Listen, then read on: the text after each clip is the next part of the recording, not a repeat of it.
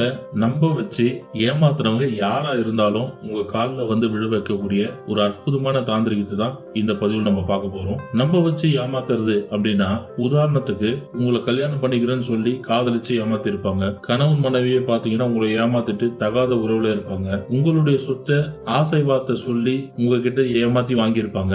இந்த மாதிரி எந்த வகையில நீங்க ஏமாந்து இருந்தாலும் ஏமாத்துறவங்க வந்து உங்க காலில் விழுந்து மன்னிப்பு கேட்டு உங்ககிட்ட சரணடையக்கூடிய ஒரு அற்புதமான தாந்திரிகத்தை தான் இந்த பதிவில் நம்ம பார்க்க போறோம். இந்த தாந்திரிகம் பண்ணணும் அப்படின்னா முழுமையா உங்க பக்கம் வந்து நியாயம் இருக்கணும். நீங்க தப்பு செஞ்சுட்டு இந்த தாந்திரிகத்தை நீங்க செய்யக்கூடாது.